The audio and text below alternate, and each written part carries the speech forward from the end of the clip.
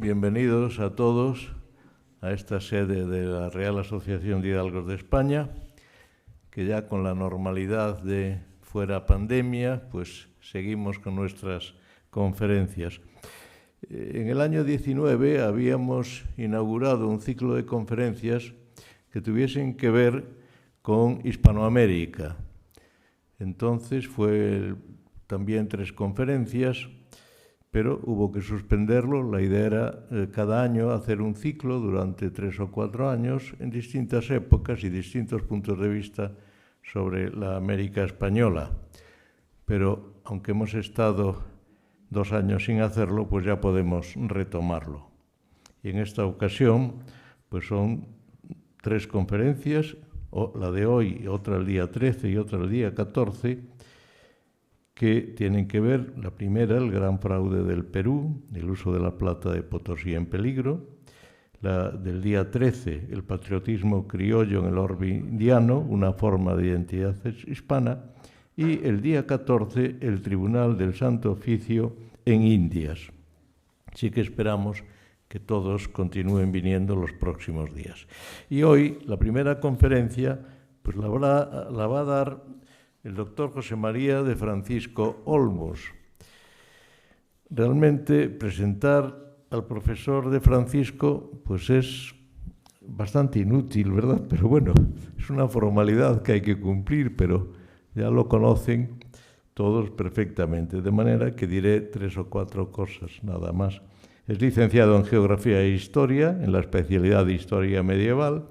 Es doctor en Historia Medieval, que obtuvo el Premio Extraordinario de Doctorado, y es profesor titular de Ciencias y Técnicas Historiográficas en la Universidad Complutense de Madrid, en donde ha sido decano de la Facultad de Ciencias de la Documentación.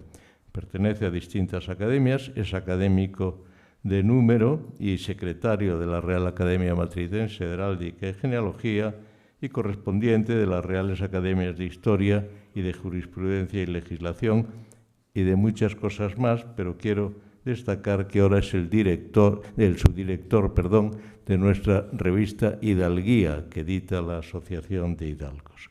Y también es director y profesor en el curso que esta asociación imparte sobre genealogía heráldica y nobiliaria. Ha recibido infinidad de premios y tiene infinidad de trabajos, pero como dije, todos lo conocemos tanto que lo mejor es escucharlo. Muchísimas gracias a todos, muchísimas gracias por venir y muchísimas gracias a la asociación siempre por organizar todos estos ciclos y en concreto este de Hispanoamérica. Hispanoamérica en el siglo XVII. Las 3 conferencias van a ser sobre el siglo XVII y vamos a ver distintos aspectos de la sociedad indiana, como se ha dicho, a través de la Inquisición, del patriotismo criollo y de la economía, como es mi caso. Bueno, en mi caso no es exactamente de la economía, sino de la moneda en concreto y de un gran fraude que hubo, que fue internacional y nacional. Y lo veremos casi como cuando se hace una disección de un juicio, ¿no? ¿Quién metía mano, quién no metía mano, por qué se hacía, por qué no se hacía? Yo soy profesor de numismática, de monedas, y por tanto, en una conferencia como esta no se puede venir sin monedas, y por tanto les voy a pasar moneditas para que vean. En primer lugar, bueno, les pongo las que les voy a pasar, se lo explico, y luego ya vamos hablando. Mire, estas 3 piezas, no lo he puesto, o sí lo he puesto, no lo he puesto. ¿Cómo va? Tiene que venir José a decírnoslo. A ver. ¿Qué ha pasado? Sí, le he dado. A ver. Bueno, les voy a pasar tres monedas del siglo XVII hechas en Potosí antes del fraude. Provienen de un naufragio del siglo XVII. Son reales de A8, la pieza más importante de plata que había, y verán que al llevar casi 400 años hundidas, pesan menos de lo que deberían pesar, porque normalmente una pieza de plata grande suele perder el 10% de su peso cada 100 años sumergida. Y entonces verán que no pesa lo que debería pesar esa pieza.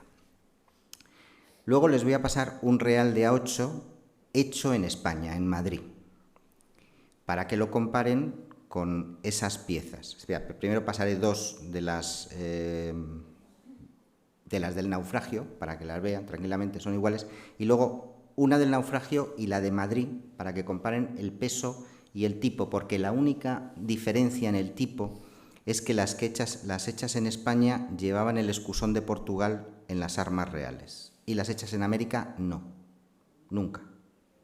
Entonces es una manera de diferenciar una pieza de otra. Aquí ya lo tenemos. No. Vale, que yo ya lo veía ahí y ahora irá saliendo. Entonces esas son las 4 primeras, que son las anteriores al fraude. Y luego pasaré esa quinta, que es ya la moneda post-fraude, que hubo que cambiarla totalmente de tipología y de hacerla. Cuando salga, pues lo veremos. Ya está, vale. Pues estas 3 que ven aquí... Puedes ponerlo sí, aquí. Y ahora allí en el medio... A ver. Arriba, ahí. Ahí. Y ahora pon que duplique. Ahí. Duplica, perfecto. Pues estas 3 que ven aquí son las 3 hundidas. Las monedas de Potosí, reales de A8, anterior al fraude, que llevan las grandes armas de la monarquía, como las vemos aquí.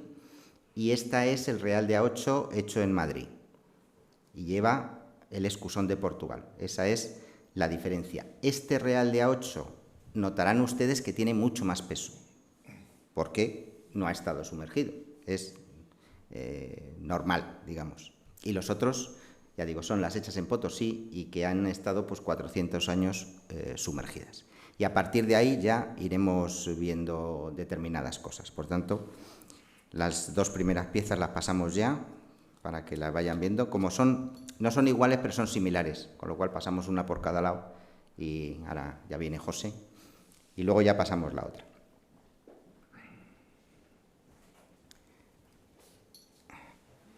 Bien. Vamos a irnos al principio. José, no, una por cada lado, porque como son similares, es simplemente que se vean cómo son. Y esta es la que vamos a ver luego, la del post-fraude. Bueno, vamos a empezar. Lo que hay que tener en cuenta en esta época es que no es como ahora. Las monedas valían porque eran monedas de oro o monedas de plata y tenían un peso que les daban una aceptación internacional. Cuando el mundo se hace europeo a partir del siglo XVI, Europa empieza a explorar y conquistar el resto del mundo, va a haber un eurocentrismo y una moneda comercial europea que va a ser divisa en todos los lugares. La moneda de plata, no moneda de oro, moneda de plata, porque los grandes mercados del Pacífico son monometalistas de plata. China, Japón, Corea, la India se mueven con moneda de plata, no con moneda de oro. Por eso la moneda de plata española es la que domina en todo el Pacífico. En este siglo XVII está claro, pero en el siglo XVIII nos la roban los ingleses y los ingleses la usan para comerciar allí, porque es la que interesa a todo el mundo. Por tanto, la moneda española en el siglo XVII se convierte en la gran moneda internacional del comercio, de todos los mercados financieros. Es verdad que muchas veces no es España quien controla esos flujos, porque como ya sabemos estamos siempre endeudados hasta los ojos y normalmente recuerden a Quevedo, cuando una moneda de plata llega a España va a enterrarse a Génova, que son nuestros prestamistas, y desde Génova ya por toda Europa. Pero es la plata española la que domina. Y el real de A8 es como se llama en el siglo XVII, pero normalmente todos nosotros hemos oído hablar de peso, peso fuerte, duro. El duro, hasta el famoso duro de plata de Amadeo y tal, es el real de A8, para que nos hagamos una idea. Pues bien, esta moneda internacional Ahora esta tiene que ir por un lado y volver por el otro, porque hay que comparar las dos. La que ha estado hundida y la que no ha estado hundida. Bueno, pues esta moneda internacional, los gobernantes siempre han tenido la idea de ¿por qué no saco algo más de la moneda? Hacer un pequeño fraude, bajo un 3%, un 5% y dejo igual el valor de cambio. Esto se ha hecho siempre, se ha hecho en Roma, lo hizo Alfonso X, pero al final, ¿qué hace el mercado? Es un poco como ahora. Si usted me baja la cantidad de plata y no me cambia el valor, yo subo el precio para recibir la misma cantidad de plata. Es decir, el mercado no es controlable por el poder político. Y eso se sabe desde siempre, pero hay muchos políticos que no lo entienden. ¿Qué vamos a hacer? Que vayan a estudiar un poco. Estudiar historia, no economía, que estudien historia. Bueno, pues el primer fraude de esta época lo hizo Felipe II. Es lo que llamo el pequeño fraude segoviano.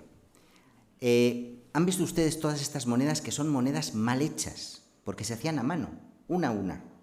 Y claro, pum, pum, pum, pum, y salen como salen. Lo importante era qué peso tenían, porque eso era lo que le daba su verdadero valor. Pero Felipe II recibe un regalo de su primo, el archiduque Fernando del Tirol, que en Tirol había una ceca magnífica, Hall, que inventaron máquinas para hacer monedas. Y eso es el famoso ingenio de Segovia, que seguro que todos lo conocen. Cualquier persona que haya ido a Segovia ven que allí está un patrimonio industrial mundial, el ingenio de Segovia, que se llamaba así, y pertenecía directamente al rey, no pertenecía a la corona, sino al rey. Y ahí salen monedas perfectas, redondas totalmente, con una calidad magnífica. Entonces, Felipe II decide hacer unas monedas perfectas, con fecha, pero uno de los ensayadores eran las personas como notarios que garantizaban que esa moneda tenía el peso y la ley que tenía que tener. Y entonces le dijeron, bueno, como ha habido muchos gastos, que estamos en bancarrota, que no sé qué, no sé cuánto, ¿por qué no bajamos un poco la calidad de la moneda? Y nadie dice nada, y aquí está bien. Y entonces Felipe II dijo que sí. Estas son las monedas como se hacían fuera del ingenio. Vemos que son, bueno, pues como son. Y estas son las monedas del ingenio, perfectas. Y aquí está, como se llamaba antiguamente, la Puente de Segovia, el acueducto de Segovia, que dice que están hechas en Segovia. Pero no llevaban la marca del ensayador. ¿Por qué? Porque obviamente eran un poco fraudulentas y nadie quería poner su nombre en esas monedas. ¿Qué ocurre?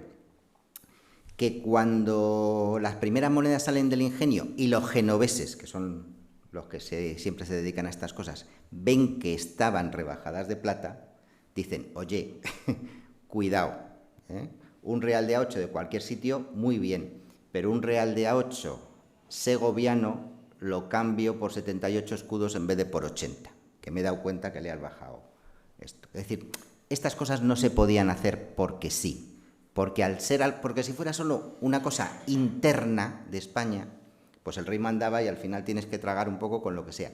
Pero al ser una moneda totalmente internacional, que sirve para los pagos de los tercios, que sirve para los pagos de cualquier producto de fuera, de las deudas, de todas esas cosas, pues no se deja engañar, digamos, el comercio internacional. Este fue el primer pequeño fraude. Y ahora ya nos vamos a centrar en Perú. Fíjense que estamos hablando de 1545, muy pronto. Muy pronto. Recuerden que es al inicio del reinado de Carlos I, cuando se conquistan los dos grandes imperios de la América continental, México y Perú, que México se organiza antes, pero Perú tarda mucho en organizarse porque hay muchas luchas intestinas entre los diversos bandos de los conquistadores. Y bueno, los funcionarios reales que llegaban, pues al final no entendían qué pasaba y al final terminaban casi siempre muertos, porque un bando u otro los mataba. Es decir, hasta que Felipe II pone orden en Perú, pasa mucho tiempo. Pues el cerro de Potosí se descubrió alrededor de 1545. Es un cerro de plata, completo. De hecho, desde muy pronto se empezó a sacar plata y los que la sacaban hacían con ella lo que querían. Es decir, en principio plata al peso, en lingotes. Y para conseguir que la corona les reconociera sus derechos, pues lo que hacían eran donativos a la corona. Y por eso Carlos V le va a dar el título de Villa Imperial en 1561. Muy pronto Felipe II va a confirmar ese título imperial. Y va a tener en 1573 120.000 habitantes. Es que no nos hacemos una idea de lo que es en 1573 120.000 habitantes. De ellos 35.000 españoles, porque la mayoría son indios que trabajan en las minas. Inmediatamente se le da también escudo de armas a Potosí. Va a tener 3 escudos de armas muy rápidamente. Y lo importante del escudo de armas es el cerro de Potosí. Y el emperador, porque fue en Hull, en 1547, el que les dio estas concesiones a cambio de 12.000 marcos de plata, que era también una buena cantidad para el emperador, que siempre estaba a la cuarta pregunta, como se solía decir. Nunca tenía un chavo en el bolsillo. Bueno, pues primero Carlos V, luego Felipe II en 1565 y luego el virrey del Perú en 1575, como vemos siempre, el águila imperial, las armas de Castilla, las columnas como referencia a la divisa de Carlos V, y aquí abajo, donde tendría que estar la granada, está el cerro en el segundo modelo, y en el centro, de nuevo el cerro, en el tercer modelo. Es decir, en el siglo XVI la ciudad de Potosí ya se ha consolidado como un centro importantísimo de extracción y comercialización de plata. Bueno, aquí están los datos de las armas, tampoco es lo que hay que decir, sino la diferencia con el resto del territorio. Es decir, tenía un desarrollo mucho más avanzado que el resto del territorio. Aquí tenemos el virrey y por qué les da las armas y los dice, pues porque es una villa muy importante, porque colabora con el imperio, etcétera, etcétera, etcétera. Y aquí tenemos una historia de la Villa Imperial de Potosí, con los primeros escudos, y cómo ya en el siglo XVII, a principios, ya se sabía de la riqueza de Potosí. Y se sabe por el Quijote o por cómo la gente hablaba normalmente, ¿no? Y incluso ahora, ¿no? Yo todavía, las abuelas decían, vales un Potosí, vales un Potosí. Yo no sé si ahora los chicos lo entenderán mucho, pero queda en el subconsciente que aquello era lo máximo. Nadie puede valer más que un Potosí. Bueno, pues así lo dice Don Quijote. Dice, si yo tuviera de pagar el tesoro de Venecia, ya saben, y las minas del Potosí fueran poco para pagarte. Con lo cual sabemos que en España se sabía que aquello era lo máximo. Bueno, pues ya vamos a centrarnos en el gran fraude. Cuando se hacía una casa de moneda, en aquella época no piensen que la corona controlaba las cosas. La burocracia era mínima. Estamos hablando del siglo XVII. Lo que se hacía era arrendar. Yo te arriendo a ti, yo te nombro a ti tesorero, yo te doy esto y tú me das un monto fijo independientemente de lo que saques. Eso se ha hecho siempre. ¿Por qué? Porque lo que te evitas con eso es la burocracia intermedia. Entonces dice, yo necesito ahora mismo 50.000 ducados o medio millón de ducados. Y un señor dice, pues yo se lo doy. ¿A cambio de qué? A cambio de que me dé usted pues el beneficio de las salinas durante 3 años. Y el otro dice, muy bien, yo recibo mi dinero y si tú sacas 55.000 o 60.000 o 70.000 es cosa tuya. Pero yo tengo el dinero de forma inmediata. No pensemos en la administración como es la administración ahora, que todo lo controla el Estado de forma burocrática. En aquella época no, en aquella época era una relación entre los particulares y la corona, o el Estado, que fijaban unas relaciones y cada uno en su ámbito de influencia, mientras se cumplieran los pactos no había problemas, y eso es lo que tenemos que entender. Bueno, pues cuando hay mucho dinero de por medio hay que poner muchos controles y al final la gente piensa que puede ganar algo más de lo que debería ganar. Y yo creo que eso no hemos cambiado. Pues bien, ahí había muchos controles, había mucha gente y para que se hiciera un fraude como el que se hizo, casi todos, por no decir todos, tenían que estar implicados, desde el de arriba del todo al de abajo, porque se reparte entre todos las ganancias y a nadie le interesa que se sepa. ¿Qué ocurre? Pues durante el virreinato del conde de Mayalde, también conocido por su título matrimonial de príncipe de Esquilache, hubo una visita a la ceca de Potosí. La visita era una especie de auditoría. La manda el gobierno, ya sea la corona, el virrey o un obispo, que se oye mucho, una visita episcopal. Quiero saber lo que está ocurriendo en mi sede episcopal. Pues esa visita lo que hace es, bueno, pues enseñarme los libros, vemos cómo funciona, que cuadren las cosas, esas cosas. Bueno, pues esa visita dijo que había algunas acuñaciones que parece que no tenían la cantidad de plata que tenían que tener, 1618, 1619. Y de hecho se mandó una remesa a Sevilla para ver qué pasaba a la casa de contratación, y allí se vio que había una serie de faltas. Pero el problema es cuando una falta se convierte ya en un delito. Es decir, si todo esto se hace a mano, ninguna moneda puede pesar lo mismo. Ninguna moneda puede tener la misma cantidad de plata que otra.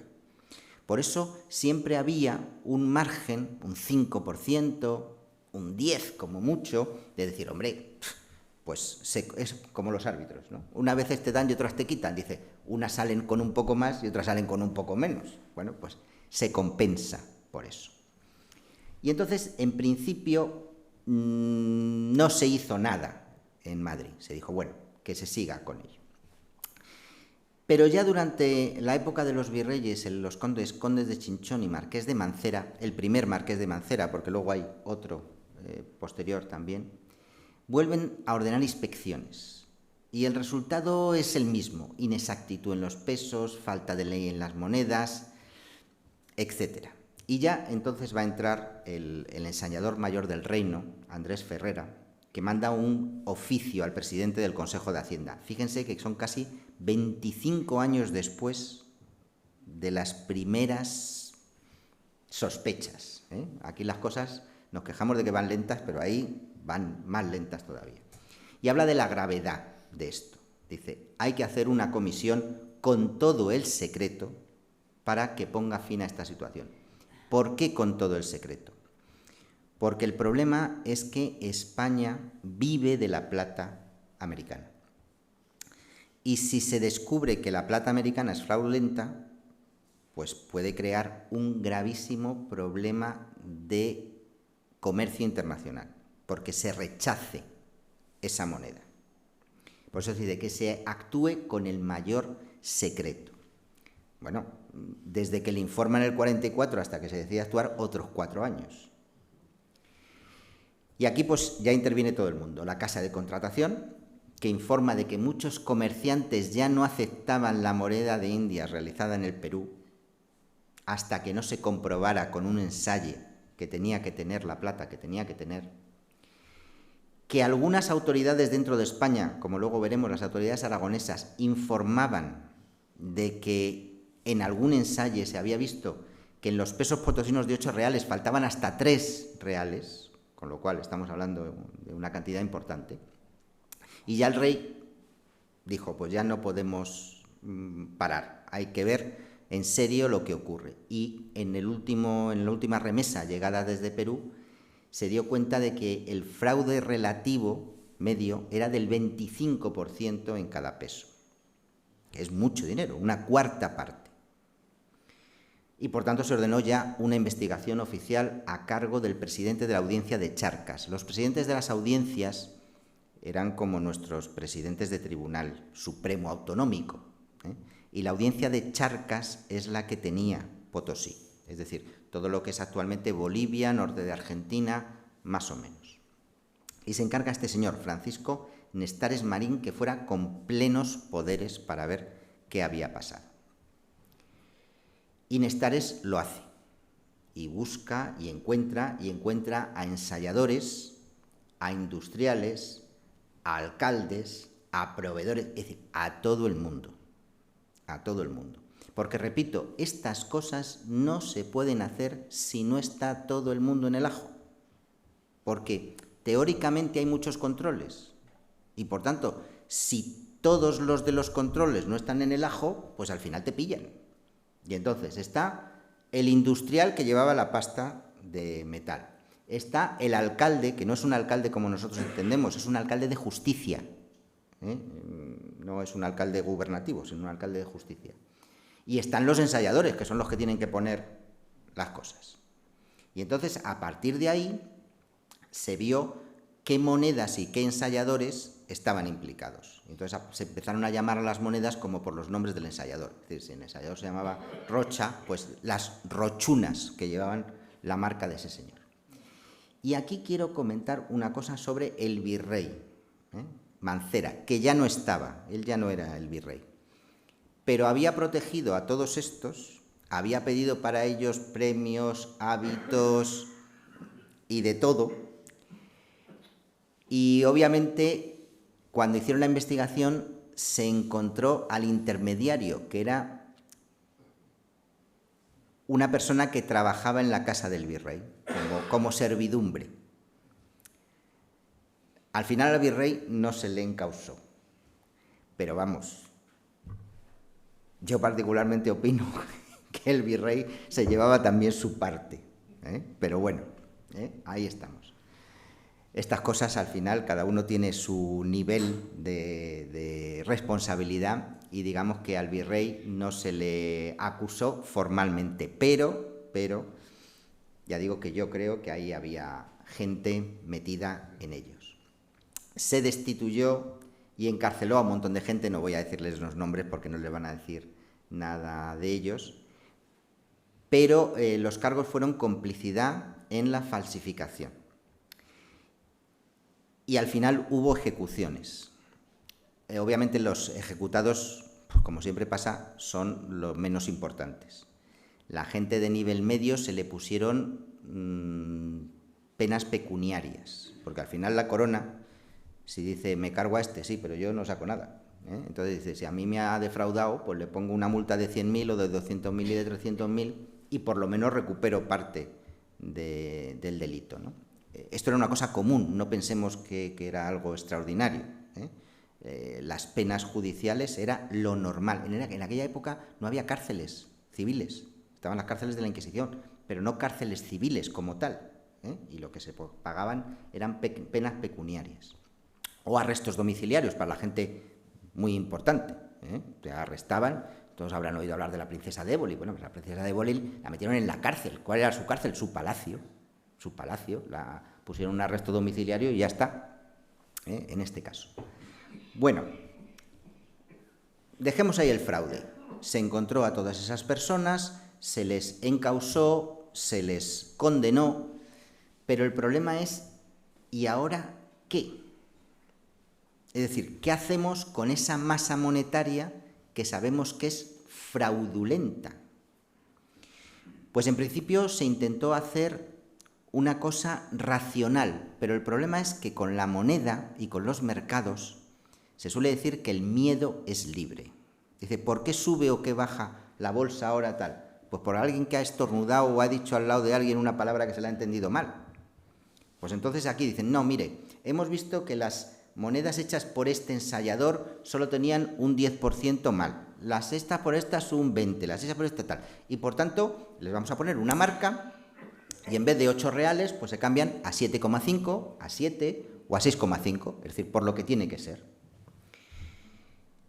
Y se retira toda la plata antigua que llega a las arcas del Estado. Es decir, no se vuelve a poner, sino que es para fundir. Y así coges toda la masa monetaria. Sé que esto a veces parece un poco complicado, pero es una cosa bastante lógica. ¿Qué ocurre? Pues que la gente dijo, ¿y me voy a fiar ahora, después de todos estos años, de que de verdad los de 8 son a 7,5 o a 7 o a 6,5? No, al final la gente lo que hacía era rechazarlo todo. O ponerse un premio. Es decir, no, esta tiene que valer 7,5. Dice, pues a mí o me la cambias a 7 o a 6 o no te la acepto. Es un intercambio entre particulares y dicen, oye, que yo te pago con esto. Dice, sí, me pagas, pero no a 7,5. A 7, a 6,5 o a 6 porque no me fío. Y como no me fío, pues esto es lo que hay. Y por tanto, hubo durante un periodo de principios de los años 50 que se intentó desde la administración, el conde de Salvatierra fue el que era el virrey, hacer esta racionalización del fraude, pero que al final no funcionó. No funcionó ni dentro ni fuera. Aquí tenemos algunas monedas de esas fraudulentas que ven que llevan marcas. ¿Ven esa coronita por aquí? O esa aquí. Bueno, pues esas marcas indicaban a la población si eran de 7,5, de 6, de 6,5 o de lo que fuera. Aquí vemos otros ejemplos, aquí se ve yo creo muy claro, pero ya digo, el problema es que la gente no se fiaba de ello. Dice, si me has estado engañando durante 40 años, bueno, me has estado engañando, los que hacían las monedas, dice, no me tengo por qué fiar de esto. Y por mucho que les ponían cositas y que lo decían y que sí y que tal, pues al final hubo que tomar una decisión drástica. Aquí estoy poniendo imágenes de distintas piezas para que las vean. Y el conde de Alba de Liste, el siguiente virrey, decidió que había que retirar de la circulación toda la moneda, la buena y la mala, porque ya nadie se fiaba de ella. Toda la realizada en Potosí tenía que ser retirada de la circulación. Fíjense que esto ni es una novedad ni es algo nuevo. En el siglo XX en España hubo otro gran fraude, que no sé si les sonará, que fue el llamado de los duros sevillanos, en el siglo XX, en época de Alfonso XIII. Les cuento lo que ocurrió. Los duros de Alfonso XIII, pequeño, bien, eran los que tenían que ser. Tenían la plata que tenían que tener, los hacía el Estado y tal. Pero hubo un gran descubrimiento de minas de plata y el precio de la plata cayó en picado. Y entonces la gente que tenía plata perdía muchísimo dinero. Y entonces, ¿qué dijo? Dice, bueno, pero si yo, imagínense, 4,5 o 4 gramos de plata me los pagan a 1 peseta y amonedada me las pagan a 5 pesetas, los duros, dice, lo que voy a hacer es duros de plata. Y entonces se dedicaron industrialmente a hacer esos duros de plata. Se llaman duros sevillanos, no tanto porque se hicieran en Sevilla, sino porque los primeros en ver el fraude fue en Sevilla. Y resulta que los duros sevillanos falsos tenían más plata que los buenos. Porque ellos lo que querían no era estafar, era recibir por su plata el dinero que recibía una moneda. Y claro, el problema fue para el gobierno, porque ¿de qué se les acusaba? Porque no se les podía acusar de defraudar, porque ponían más plata que la que había. Se les acusaba de usurpar las funciones del Estado. Es decir, el Estado es el único que puede hacer moneda y tú te estás haciendo moneda sin ser el Estado. Pero al final, ¿qué tuvo que hacer el gobierno? Retirar de la circulación todos, los buenos y los malos. ¿Por qué? Porque, dijo el ministro de Hacienda, dice, es que ganamos dinero retirando los malos. Claro. Entonces, al final se ve, porque esta época ya estaba el ABC, se ven largas colas de gente en las puertas del banco llevando sus duros, los buenos, los malos, los regulares, porque claro, al ver esto, muchos malos falsificadores hicieron un montón de falsificaciones muy malas. Pero claro, como decidieron retirar de la circulación todo y pagar todo, pues bueno, fue un gran escándalo, también un gran escándalo político, pero que vean que incluso en el siglo XX, con este tipo de falsificaciones, hay que tomar medidas drásticas. Y la medida drástica es toda la masa circulante que está en duda, sea buena o sea mala, hay que retirarla de la circulación. Esto también ocurrió, pero de forma muy sibilina, justo después de la Segunda Guerra Mundial, con las falsificaciones de Hitler. Ya saben ustedes que en los campos de concentración se falsificaban sobre todo billetes de 5 libras para pagar lo que Alemania tenía que pagar en los estados neutrales, sobre todo, y los espías y todas estas cosas. Y eran grandísimas falsificaciones, buenísimas falsificaciones. Cuando esto se descubrió, pues claro, lo que no se podía decir es la libra, que era en aquella época la divisa referencia, dice, tenemos un problema de falsificación. No se pudo decir. Y entonces, después de la guerra, paulatinamente se fueron retirando de la circulación, sin darle mucho bombo, todos los billetes de 5 libras que habían sido falsificados por los alemanes. Que no es nuevo, quiero decir, que todas estas cosas se hacen. Bueno, pues en el 1657 se decidió que toda la plata vieja había que ser retirada. Y nació un nuevo diseño, porque dicen, miren, que ya hemos limpiado la ceca, tenemos la mejor plata del mundo en Potosí. Toda la plata vieja que veían ustedes, que han visto ustedes, la retiramos de la circulación, sea buena, mala o regular. Y ahora vamos a hacerla así. Es decir, volvemos al tipo de columnas, al primer tipo que se hacía en América con Carlos V y Juana. Las divisas, que van a ser las columnas, que luego van a estar en toda la moneda de plata americana. Este tipo se llamó perulero, el tipo de Perú, con las columnas, con el plus ultra, con todo, y se hicieron bastante bien. Les paso ahora una de verdad, esta es de las buenas ya. No es de Felipe IV, es de Carlos II, pero la ven ustedes que está bien. El agujerito que tiene es porque se ha hecho para colgar. Estas monedas buenas de plata y tal, también volvemos al caso de las abuelas, tenían sus pulseras con los alfonsinos de oro, que es que muchas veces el oro y la plata, dice, yo le llevo encima, así no le pierdo. Y entonces, pues a veces se cuelga al cuello y, bueno, pues ahí pierde valor numismático, eso sí, en una subasta, pero bueno, ahí tiene más de 300 años y ahí está, con ese color viejo, oscuro de la plata buena. Ya saben que la plata, para que sea buena, no tiene que brillar, tiene que tener este color oscuro, como betún, así que lo tocas y queda bonito. Luego les contaré otra anécdota también del siglo XX. Bueno, pues este es el tipo nuevo de Perú, el posterior al gran fraude, y que por tanto es, con esto hemos acabado. Es la nueva moneda de Potosí, tal. Bien, pero esto tuvo consecuencias internacionales y muy graves, muy graves. Claro, cuando esto se supo, todas las plazas comerciales decidieron no aceptar estas piezas. Y el problema fue, sobre todo, el pago a los ejércitos, que hubo que decidir pagarles directamente en barras de metal o en cualquier cosa, pero no en plata de Perú. Pero no solo en los ejércitos españoles o en el comercio internacional, sino dentro de España. Dentro de España,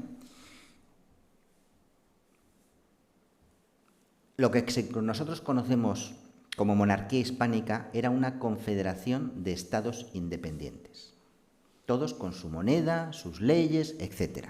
Pero claro, la moneda castellana era tan importante que las monedas de los otros reinos pues prácticamente se hacían por hacer y de una circulación muy interior. ¿Por qué? Porque la moneda buena, el oro y la plata castellana, era el que circulaba por toda España.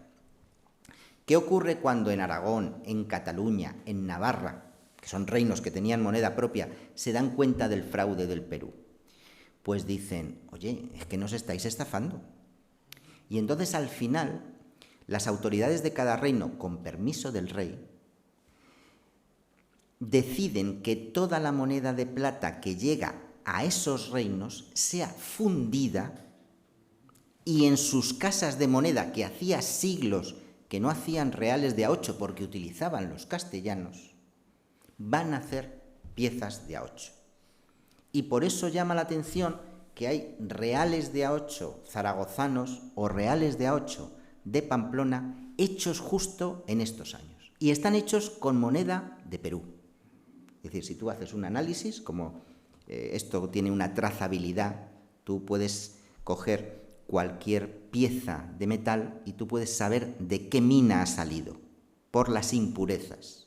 Es decir, tú dices, me lo estoy inventando, en Perú tiene que tener un 3% de manganeso, un 2% de pirita, un tal. Y es la trazabilidad que te sale de Potosí. Y si es de otra mina, pues otra. Por tanto, lo que quiero decirles es que se hacen pregones, se hacen provisiones y dicen, oye, toda la pieza de plata que llegue de Perú, que no circule, que vaya a las arcas, que se funda y que se reacuñe, ya con la nueva normativa. Y por eso tenemos estos preciosos reales de A8 1651 en Zaragoza, o estos de Navarra. Este es un cincuentín, el único cincuentín no castellano, que se hace en Navarra con plata peruana. Fíjense también que en Navarra siempre han mantenido el numeral. Felipe VI de Navarra, es nuestro Felipe IV. Por tanto, se ve un periodo muy corto, en los años 50, que los reales de 8, es decir, las monedas de más valor en plata, solo se hacen en Aragón y Pamplona en estos años concretos, y siempre con moneda de plata por el fraude. Y un caso excepcional. En estos años, desde 1640, ya saben, la famosa crisis de 1640 con el conde duque de Olivares y cómo se rebela Cataluña y se hace francesa y pasa a ser parte del reino de Francia. Y está 12 años luchando contra Felipe IV hasta que don Juan José de Austria va allí y toma la ciudad, Barcelona.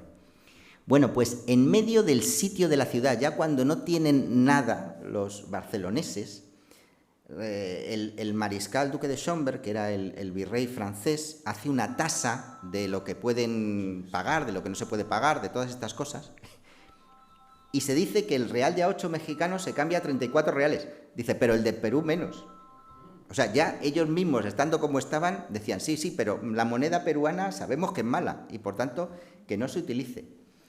Y esto lo cuenta un señor que estuvo allí y lo cuenta y dice, en la taula, es decir, en la tabla de la ciudad, cuando se llevaba todo el mundo a llevar allí sus monedas a que les cambiaran por las tasas que habían dicho, dice, se llenó de oro y de plata en 2 días. Dice, pero no se admitía real de A8 mixturado ni perolero.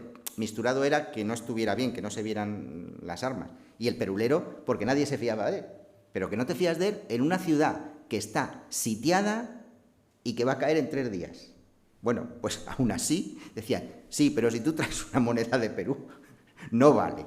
Bueno, pues aquí tenemos a nuestro Juan José de Austria, que es el que toma la ciudad, y bueno, la Setzena de Barcelona, que es la que controlaba eso, pues daba los cambios, el real de A8 mexicano o sevillano, bien, pero los de Perú no se admitían, y esto lo hacía 10 días antes de caer la ciudad. Es decir, seguían teniendo muy claro lo que valía, lo que no valía, lo que se podía hacer y lo que no se podía hacer. ¿Qué quiero decir con esto? Que se había generalizado que la moneda de plata peruana, Potosí antigua, es decir, la de antes del cambio de tipo, era mala y que no se podía aceptar de ninguna manera. Que para lo único que valía era para fundirse. Se funde, se afina y se saca de nuevo. En los reinos españoles, fuera de España, en Perú y en todos los sitios. Por eso, la gran idea de cambiarlo totalmente. Y en Castilla, que es quien hace las monedas, se va a ver también que antes, fundamentalmente, en Castilla hay 2 cecas importantes, que son Segovia y Sevilla, en esta época. Madrid no es importante en esta época. Pero había otras muchas cecas que se dedicaban sobre todo a hacer moneda de vellón, que era la que se utilizaba para ir a comprar el pan. Pero ¿qué ocurre? Que como llegaba tantísima plata peruana, al final en Castilla se decidió también que toda la plata peruana que llegaba había que fundirla. Y en todas las cecas, por raras que sean, dentro de las cecas castellanas, vamos a encontrar también en estos años 50 reales de A8 que no se acuñaban, repito, desde hacía siglos. Y todos con plata peruana. Y aquí les pongo algunos ejemplos. Esta es una pieza de Toledo, esta es de Madrid, esta es de Valladolid. La ceca de Valladolid es rarísima en acuñaciones de plata, es fundamentalmente de vellón. La de Cuenca, que también es muy reducido su volumen de acuñaciones en plata grande, pues aquí las ven. Todas las cecas prácticamente, y todas del mismo año, 1651, 1652, rarísimas piezas, de Burgos o de Granada. Y es verdad que también hay algunas acuñaciones extraordinarias del Ingenio, ahí ven Segovia, que también van a ser de plata peruana. Por tanto, antes, ¿qué ocurría? Llegaba la plata peruana, se movía por España, no había ningún problema, iba a Génova, iba a pagar a los tercios, iba a tal. Así que, ¿a qué se obligó con la llegada de la flota con esto? Pues a una parada técnica. Es decir, te ha llegado, voy a decir, 1 tonelada de plata y tú antes, pues pum, pagabas todas las deudas que tenías inmediatamente, pum. Ahora no. Ahora esa tonelada de plata se tenía que redistribuir por España, volverse a acuñar, o sea, volverse a fundir y volverse a acuñar. Y con eso volver a pagar. Porque nadie te aceptaba, ni dentro ni fuera, las monedas con la marca antigua de Perú, de Potosí. Al final, dentro de los ensayos que se hicieron, pues ya digo, entre el 25 y el 26% de todas las monedas eran fraudulentas. Y se ha calculado que en los años que hubo el fraude, se llegó más o menos a un fraude de 10 millones de pesos a la Real Hacienda. Eso es enorme. Ya sé que no nos hacemos una idea, pero un peso de estos era mucho dinero en aquella época. Mucho dinero. Un peso de estos son alrededor de 250 maravedís. El maravedí es para comprar el pan, más o menos, que nos hagamos una idea. Pues esto valía 250, 260, 270, 280, dependiendo de cuánto de plata tuviera y tal. Y podemos decir que un salario normal, a lo mejor eran al mes para una persona normal 4 reales. Pues fijémonos de lo que estamos hablando. Y esto es a la Hacienda Real, no es a nadie distinto. Con lo cual, los de Potosí se llenaron bien los bolsillos con esto. ¿Y qué ocurre? Porque esto es todo la avaricia. Porque si tú haces un fraude del 7%, nadie te va a ir a por ti. Y a lo mejor los primeros años era un fraude del 7%. Pero como no te pillaron, pues haces un fraude del 10%. Y luego del 12%, y luego del 15%, y luego del 20%, y luego del 25%. Y como aquí no te pillan, pues hasta que te pillan. Pero que esto, como siempre, ¿no? La avaricia rompe el saco, según decimos. Bueno, pues esto ha sido un poco la totalidad del fraude. Esta fue ya la vuelta a la normalidad, lo que les he dicho. Cuando se decidió, no, hay que hacer una moneda distinta, el perulero. Es verdad que al principio se hicieron mal, pero dijeron, no, vamos a intentar hacerlas lo mejor posible, para que tengan también un aspecto que llame a la confianza. Porque, repito, siempre que nos movemos con cosas de dinero y de hecho de bolsa y de todas esas cosas, fundamental es la confianza, no tanto la realidad, sino la apariencia de la realidad. Porque tú puedes desgañitarte y decir todo, pero si la gente no te cree, no te cree. Muchas veces en política se dice que lo importante no es la realidad, sino la percepción de la realidad. Pues aquí un poco lo mismo. Dice, pues la percepción es, mira, todo lo anterior lo he quitado, soy consciente de que ha habido un fraude, voy a hacer unas monedas buenísimas, con incluso más peso del que tienen que tener, incluso con un cambio importante que era también para que la gente lo entendiera mejor. En España, hasta bien entrado el siglo XIX, las monedas están siempre en latín, porque es la lengua culta. Pero fíjense en estas monedas, está en castellano. Potosí, el Perú, año 1661. Es decir, para que cualquier persona pudiera leerlo sin tener problemas, no que ponga hispanear un rex, no sé qué, no sé cuánto, no, te lo pongo en castellano, para que veas que esta va a ser la moneda de verdad, que no va a haber ningún problema, que vamos, lo que queramos.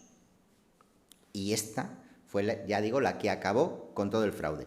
Y este modelo tuvo tanta aceptación y tanto éxito que se va a mantener en el Perú, en Potosí en concreto, hasta la época de Carlos III. Es decir, ciento y pico años. Carlos III va a hacer su última reforma monetaria con la pragmática de Aranjuez de 1772, que es la que obliga ya a que todas las monedas lleven su cara. Si han visto las monedas de Carlos III, pues todas con su cara. Vestido de civil en las que se hacen en la península y vestido a la romana en las que se hacen en América. Y en todas las monedas que se hacen en América, viniendo de Potosí, se colocan las columnas a los dos lados del escudo de España, vamos, del escudo pequeño, del abreviado. Ese escudo identificaba las monedas americanas. Cuando se pierden las colonias americanas, bueno, no las colonias, las provincias americanas, los reinos indianos,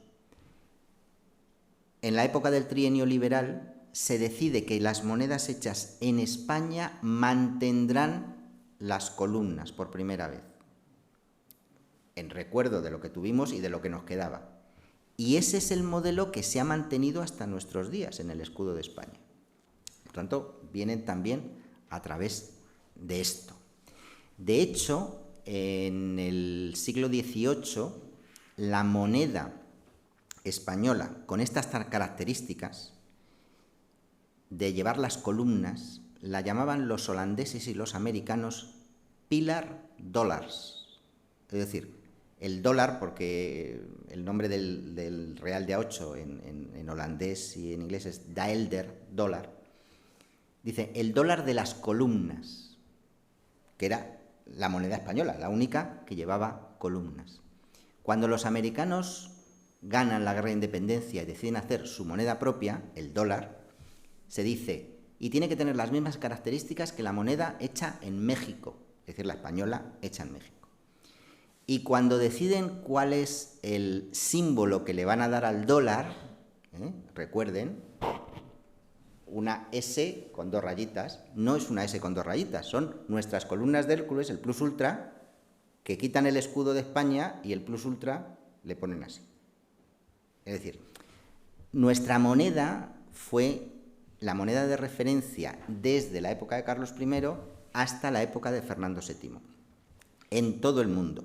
Y una crisis como esta fue algo inaudito que se pudo salvar, aunque fueron muchos años y no todo el mundo estuvo metido en el ajo, gracias a una investigación seria hecha por este señor, Francisco de Nestares, que luego el pobre hombre murió enseguida, no le dio tiempo a que recibir honores y estas cosas, y luego a partir de que la administración decidió romper sin mirar atrás, es decir, hay que hacer una cosa drástica, pues se hace. Esto nos lleva a pensar que toda la economía española y mundial dependía a mediados del siglo XVI de la plata que se recibía de América. El corte de ese flujo hubiera sido desastroso. Y este fraude estuvo a punto de, como he dicho, que la plata de Potosí no pudiera entrar en el comercio internacional. Y nada más, muchas gracias.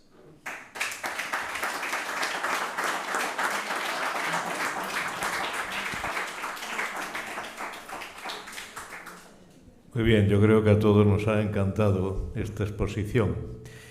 Novedosa, interesante. Seguro que hay alguna pregunta o alguna opinión.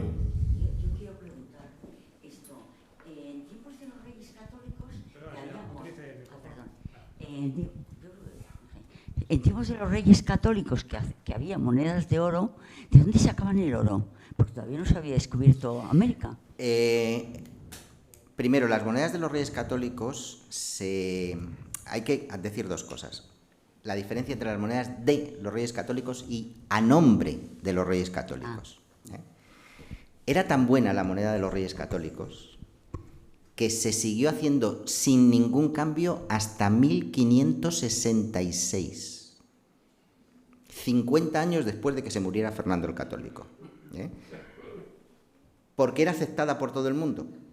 Y por tanto fue Felipe II en 1566 el que decidió hacer lo que se llamó la moneda de la nueva estampa, es decir, con el del escudo que hemos visto.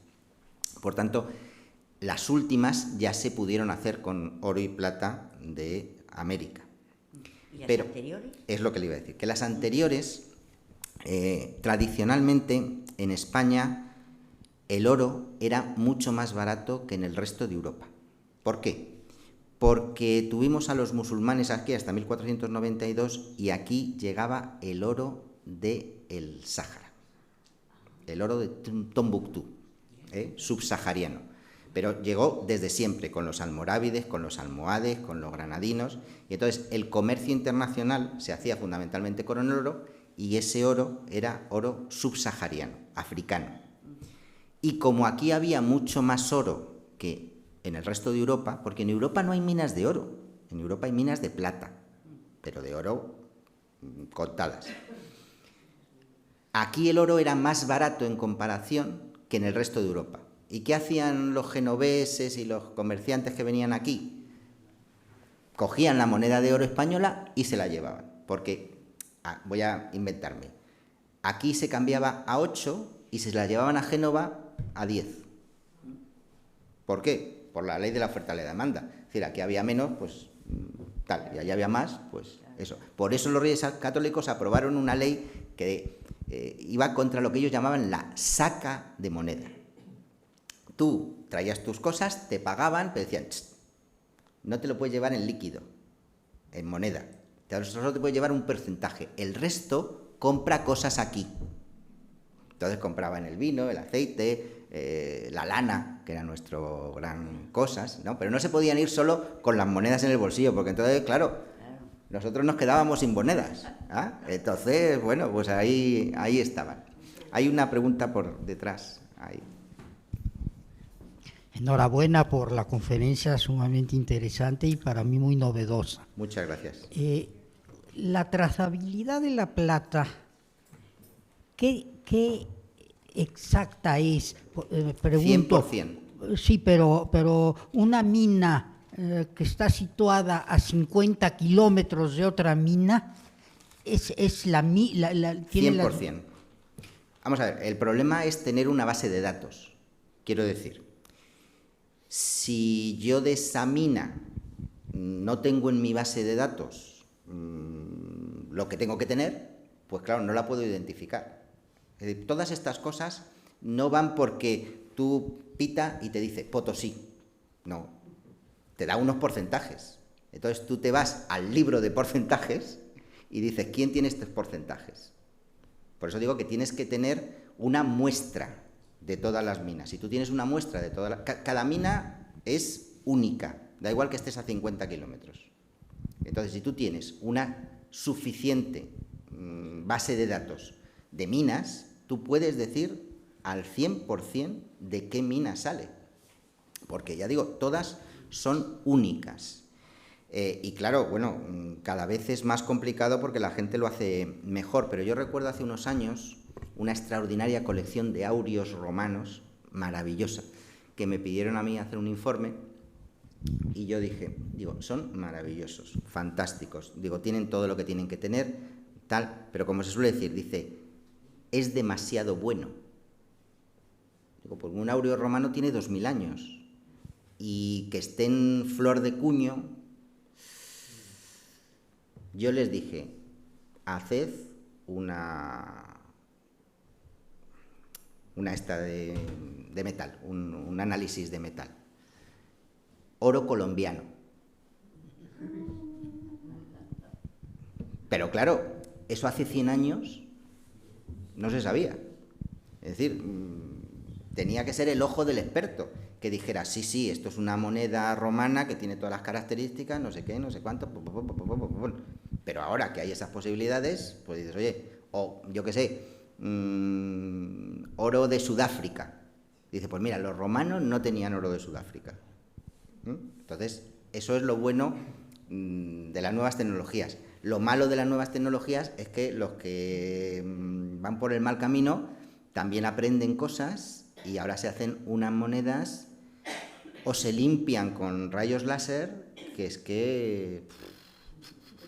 Pero la trazabilidad, pero no solo en metal, con piedra, en petrografía, es decir, tú puedes también una piedra saber de qué cantera ha salido. Es decir, una cosa maravillosa. Yo que soy de letras, a mí no me expliquéis cómo.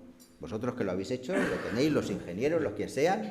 Pero ahora con las nuevas tecnologías, si se sabe en el porcentaje de cada cosa, también sí, pueden hacer la mezcla. Pero eso es muy difícil, muy complicado y no creo que merezca la pena en eso. O sea, todo es posible. Es posible transformar el plomo en oro sin ningún problema. Es cuestión de meterle energía, porque lo que cambia es un electrón. Tú le metes no sé cuántos gigavatios, no sé qué, y transformas el plomo en oro. Eso es fantástico. O sea, es una cosa que se puede hacer. Lo que pasa es que no es, claro, cuesta más, es decir, no es rentable. Pero todos sabemos que la tabla de elementos se llevan uno al lado del otro, un 1. Y la energía nuclear lo que cambia es 1 a 1. Entonces, el problema es cuánta energía tienes que meterle para que eso lo cambies. Pues eso. Ahí. Sí, las moscas estas que tienen las monedas de la izquierda, que están bastante diezmadas. Sí, estas. Yo había oído de que era gente que las intentaban como quitar. Sí, no, pero estas en concreto no. Eso es otra cosa. Eso es lo que se llamaba el recorte. Hemos hecho nuestras monedas en América. Siglo XVII, 18 no, 17. Y lo importante es que pesan lo que tienen que pesar. O sea, que estas de aquí abajo en teoría es igual que las de arriba. O sea, Sí. Yo cuando les he pasado la de Madrid y la otra, ya ven que la otra ha perdido peso, pero por estar bajo el mar, no por eso. Pero lo importante era que pesaran lo que tenían y que se vieran las armas reales, que digamos es la garantía. Pero tú estás en el barco. Sí, se acuñaban así. Sí, se acuñaban así. Pero lo que digo es, tú estás en el barco de travesía y dices, ¿y no me podría yo sacar un sobresueldo? Dice, bueno, vamos a hacerlo con cuidado. Tú te cogías un real de A8, lo calentabas, ¿y qué ocurre cuando se calienta el metal? Se expande. Y dices, y voy recortando. Y con que recortes un poquito de cada una, si haces 15 o 20 o 30 al día, entre México y Cádiz, pues hombre, te haces un poquito, ¿no? Eso es lo que se llamaba el recorte, el recorte. Yo tengo precisamente un real de A8, pero, o sea, doblado y sí. Que le falta antimortido, así. Sí, pues eso es lo que se hacía normalmente en las travesías. Otra cosa es que estén mal acuñadas, o sea, mal acuñadas, como se hacía en aquella época. A veces salían pues, con más cosas, con menos cosas, pero estas son que se calentaban y se recortaban. Y claro, es que al final la plata es la plata y había mucho que mover. Y precisamente por esto, en época de los Borbones, se ordenó poner a las monedas lo que tenemos ahora, que es una especie de girola, un cordoncillo alrededor. ¿Qué ocurre? Que con el cordoncillo evitas la expansión. Porque además decían, oye, si te llega una con cordoncillo que está expansionada, no se acepta. ¿Por qué? Porque has intentado hacer trampa. Y entonces ya a partir del siglo XVIII, con esa mecanización del cordoncillo, ya no se hace, no hay ese problema con las piezas de plata. Pero vamos, todo el mundo hace lo que tiene que hacer.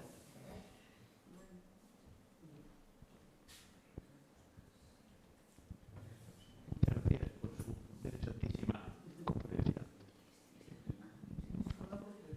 Que esa plata durante los 150 años cruzó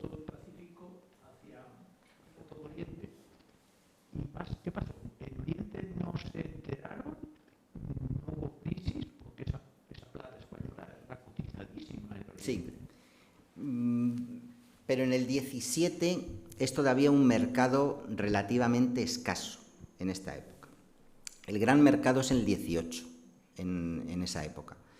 Porque prácticamente el 17 está circunscrito al famoso galeón de Manila, que va de Veracruz a Manila, 2 viajes al año, y desde las Filipinas es donde ya se iba hacia China, hacia Japón.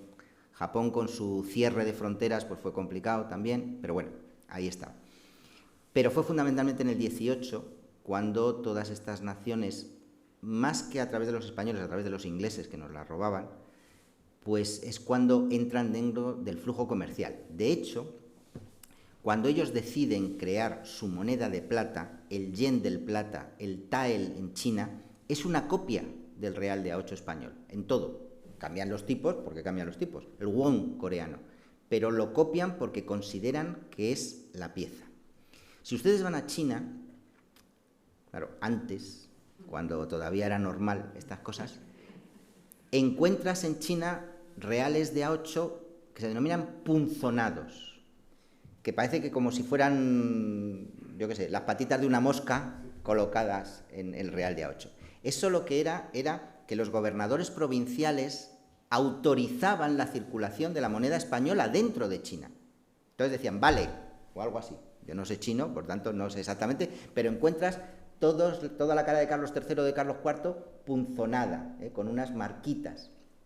En China, en Corea, en la India, lo que da muestra de que se aceptaban perfectamente. Es decir, no hay ningún problema. Si es plata buena, dicen, si es plata buena, ¿para qué voy a hacer nada?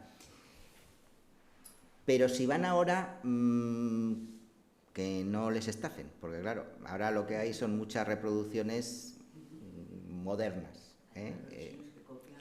Claro, si copian todo, pues ¿por qué no van a copiar esto?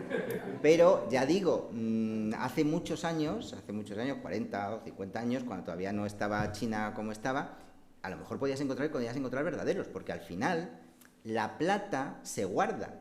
Es decir, la gente, si tenía una moneda de plata, la guardaba en casa porque eso siempre era un valor seguro. Y era de sus bisabuelos o de sus tatarabuelos o de quien sea. Y hemos encontrado también, incluso en la India, pero no en la India pacífica, sino en la India del Golfo Pérsico, del otro lado, donde había el circuito portugués. Porque como ya sabemos que en esta época Portugal y España estaban unidos, pues por el circuito portugués, a partir de Goa, Adén y lo que era el Cuerno de África, pues hemos encontrado ahí. Yo recuerdo un amigo que en el Mar Rojo, cuando estaba en Egipto, entró en una tienda y se trajo un real de A8 hecho en Cartagena de Indias. Obviamente quien se lo vendió no tenía ni idea, pero él era una persona avezada y dice, esto me ha pagado las vacaciones y más. Porque claro, lo vendió por mucho más dinero del que eran. Pero bueno, que eso hay que tener suerte y tener también ojo. Entonces, y además ahora con toda la protección que hay de bienes de interés cultural, uno no puede llevarse de un país cualquier cosa. Más que nada porque te puedes meter en un lío. Tú has llegado a una tienda de antigüedades y dices, quiero comprar eso, y digo, pues hágame un papelito. Un papelito, no vaya a ser que en la aduana o en el aeropuerto me digan que yo lo he comprado legalmente, ¿no? Y esas cosas. Pero bueno, en esa época todavía no era importante. ¿Alguna pregunta más? ¿Alguna cuestión más? Ahí. Sí, bueno, nada, que enhorabuena por la conferencia. Y una pregunta era si el que tenía el fraude era el de Perú, pero ¿podría ser alguno de México también? ¿O eso no estaba, digamos, ahí? Vamos a ver. No debería haber fraude en ningún sitio porque los controles eran muchos. Lo del Perú, obviamente no sabemos quién inició el fraude, pero estamos hablando de que ya en el 18 ya se vislumbraba.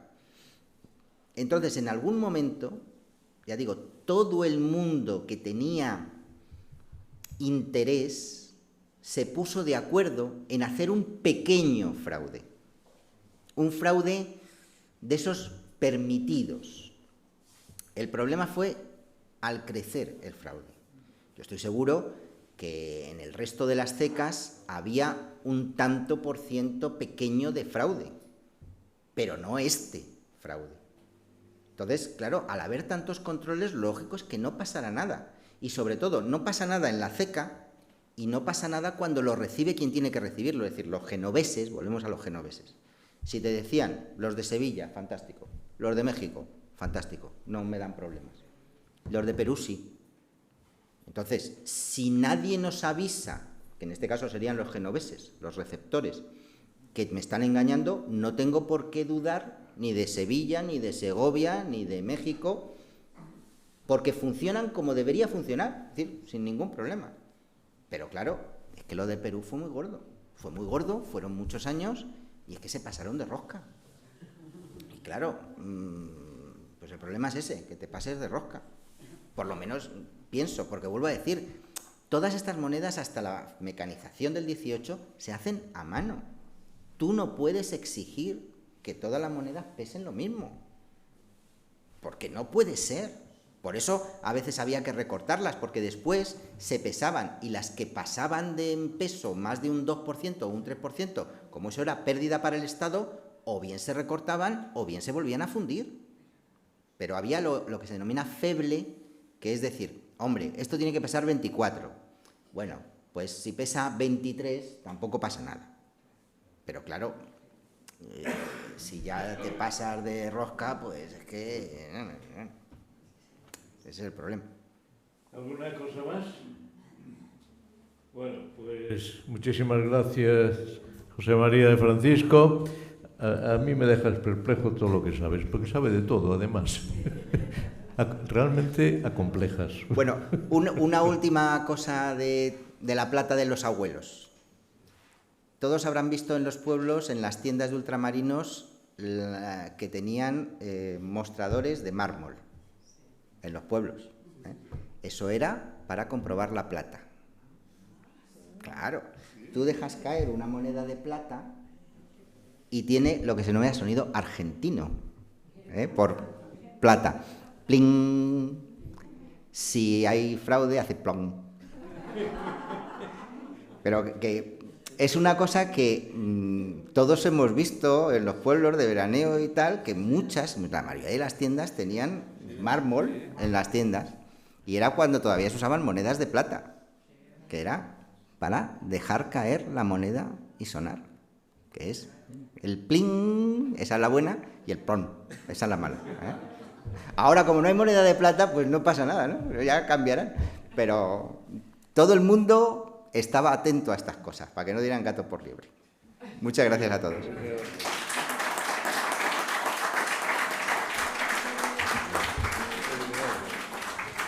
Además, con cosas. Con la pasta. Con la pasta.